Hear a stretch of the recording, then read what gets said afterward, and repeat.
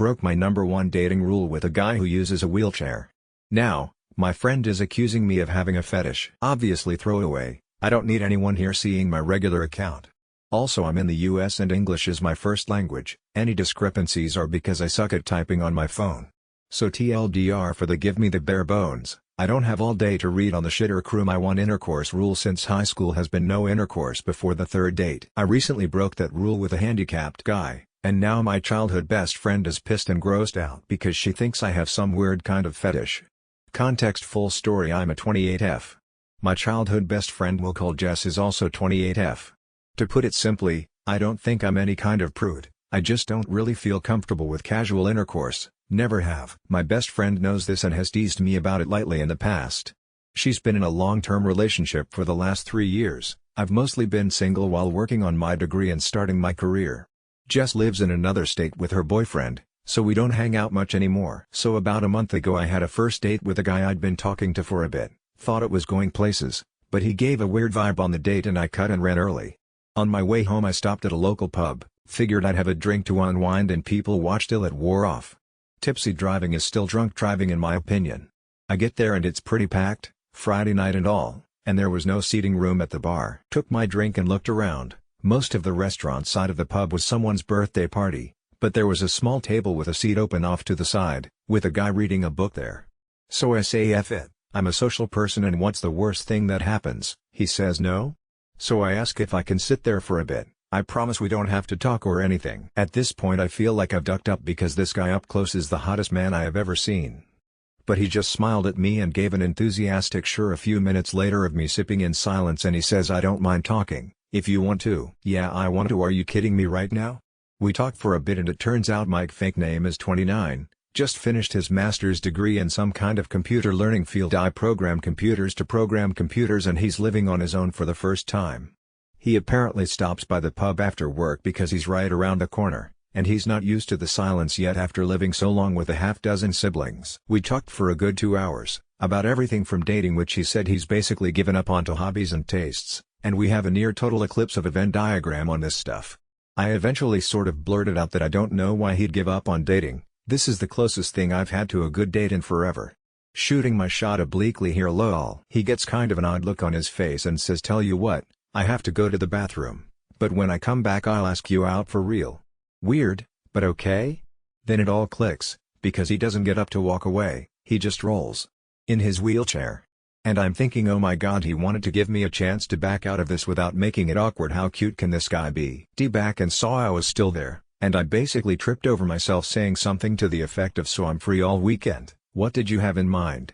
Another hour later, we've got plans for Saturday. And he told me he has a neuromuscular disorder I can't remember the name of. My degree isn't in STEM lol, so his legs work, but the signals from his brain get misinterpreted, so he doesn't have the balance or coordination for walking or standing. The pub starts switching over to the younger, rowdier crowd and he asks if I'd like to go back to his place for coffee to continue our conversation. As you have probably long since realized, I did not get any coffee or conversation till the next morning and I have zero regrets. We've been dating since and I know it's still early, but I really feel like this might be the one. Onward to yesterday afternoon, my friend Jess, remember Jess?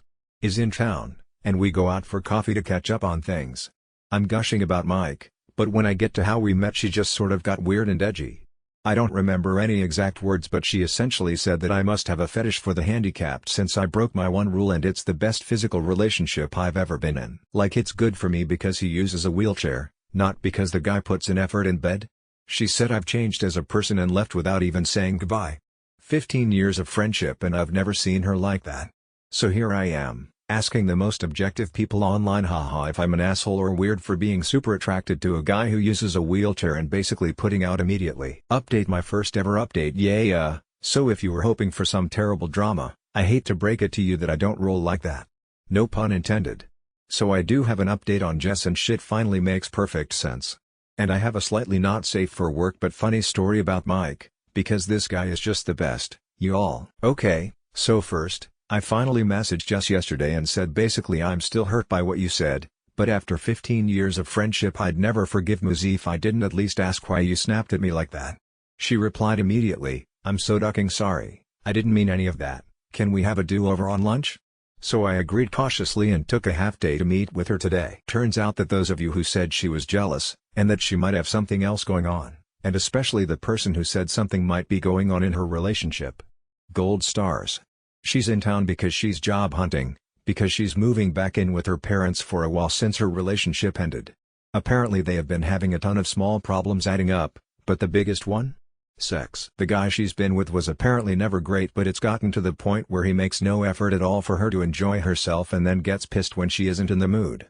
She tried talking with him about it, making suggestions, but he told her recently that it's emasculating being given intercourse advice by a woman. The straw that broke the metaphorical camel's back, however, was that her boyfriend has always had a thing for Asian women. She's Caucasian, but she does have long black hair. After weeks of fighting over their intercourse life, he suggested that they spice things up, by her dressing in a kimono and pretending to be Asian. She lost it on him and is absolutely disgusted by the racist fetishism and ended it right then. So she had a little of this bottled up and was hoping to talk to me and finally be able to put it down. And I missed every hint that she had something big to discuss because I was gushing about Mike. So to her it felt like I was just twisting the knife by bragging about how great our intercourse was. She snapped, and somewhere between what I was saying and what she wanted to talk about some wires got crossed and she said something incredibly dumb. She left without saying goodbye because she was mortified and ashamed as well as irrationally mad at me. Something to know about Jess: she's an awful liar and she and I were the co-founders of our high school's Foot and Mouth Society, so I do believe her. I told her I forgive her and I'm sorry I didn't realize she wanted to talk about something bothering her, and she said I was too stupidly nice and have nothing to apologize for, so I think we'll be okay. For the time being I'm not ready for her and Mike to meet, because I don't want to make things feel worse, and she agrees. But she's really happy for me. Hopefully this is just a funny story we can look back on someday. So, on to how Mike almost killed me, lol. Last night we were talking about the Reddit post and he gets this funny expression that I'm starting to recognize. And he goes, "How do we know you don't have a fetish if we haven't at least tried it in the chair?" And I'm like, "Are you serious, lol?" He said he's never attempted it, because cute ears he's never felt so comfortable with a partner before. Well, his chair has what is essentially like a parking brake thing. Or it should. It's unfortunately broken and apparently getting them fixed is an expensive pain in the ass. He doesn't use it that often so he hasn't made it a priority. And there's this thing called Newton's third law, you know how every action has an equal and opposite reaction? As it happens, when you're trying to, get the motion of the ocean going, in a chair with wheels that aren't locked, there's a sort of counter motion that starts and ducks it all up. So we were going nowhere fast except for inching along the floor in his bedroom. And laughing at the silliness, which isn't helping. Eventually he just stops and says maybe we can get some of those wooden block things they use to keep little planes from rolling away, like in Indiana Jones, you know? I absolutely lost it. Like laughing so hard I'm in tears. He's giggling half at the situation and half at my reaction, and everything just keeps setting me off again. Finally I get it under control, doing some deep breathing exercises and shit, and I look at him again, and he pulls the straightest face he can, and says, "For the love of God, golly. This sure is uncomfortable." Folks, if I had asthma I would have ducking died right there. I laughed so hard I think I pulled a rib. Like wheezing and not even laughing anymore so much as weeping and making this awful hey noise when I could catch my breath. While he's laughing and rubbing my back and saying he's sorry, he couldn't resist. So yeah, confirmed, no fetish here, and this magnificent bastard's comedic timing might actually kill me. I doubt I'll update again, because there's really nothing I can see needing to share given everything's sort of worked out. And in the end, the real assholes were the friends we made along the way? Thanks for all the lovely comments on my last post and for coming along with me on this absurd but brief drama in my life, lol. Update 2. Hello again. I was going to post this on my own page but a few people mentioned that they think it's nice to read on Am I the Idiot? So duck it. Here's the Met Mike's family update. And it's a doozy, or at least felt like it at the time for a girl who grew up with a small, dysfunctional family. So first up, you know what people at least me don't think about when dating a guy who's always sitting? Height. I know he's taller than me because we cuddle a lot, and he's taller sitting on the couch, but I didn't really get it. So we drive up Friday night after work, actually south and west, lol, but to my brain it's always up in his vehicle, which is modified to be driven entirely using his hands. Neat, right? He's a really good driver too. One more green flag. We get to the house, and it's huge, you guys, laugh out loud, like not a mansion, just kind of a sprawling one-floor rancher. Real estate was wild back in the day. Anyway, we get out, and I meet his mom. I'd like to point out I am no slouch, I'm 5'7". His mom is towering over me. But she was the nicest lady ever. We go inside and I meet his dad, who funny enough is apparently the only short one in this family, and his youngest sister, who is living there with his 1-year-old niece. She gets up to hug me and she is AL significant other really tall. It's already a bit late then, so we eat and head to bed. I get to see his cute as shit room from when he was a teenager, and I casually ask, "Hey, so I don't know how this works and stuff, but how tall are you?" And Mike is all I to know, like a bit over 6 feet 4 inches? Been a while since I checked. A bit over 6 feet 4 inches. So, is everyone in your family tall? We met the Nordic basketball team he calls a family properly the next day. Actually they're Irish, but they're blonde and tall, so it conveys the idea better.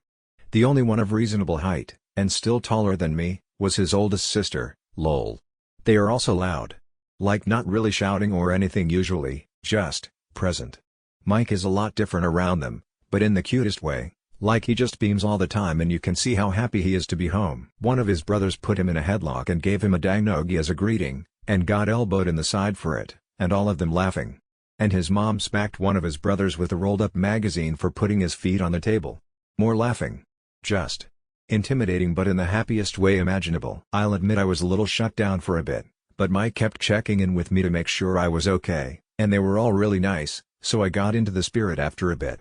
I mentioned this in another comment, but Mike has a special sports wheelchair he uses for, well, sports. And he and his siblings play basketball. And he is good. Apart from just having a hell of an arm, he's quick as hell. And this magnificent bastard that I love will absolutely, purposefully, gleefully run someone's toes over. He aims for it. They all have this yank back the foot maneuver that's hysterical to watch. So it was this crazy day of loud people playing and having a blast, nieces and nephews running around, and just noise.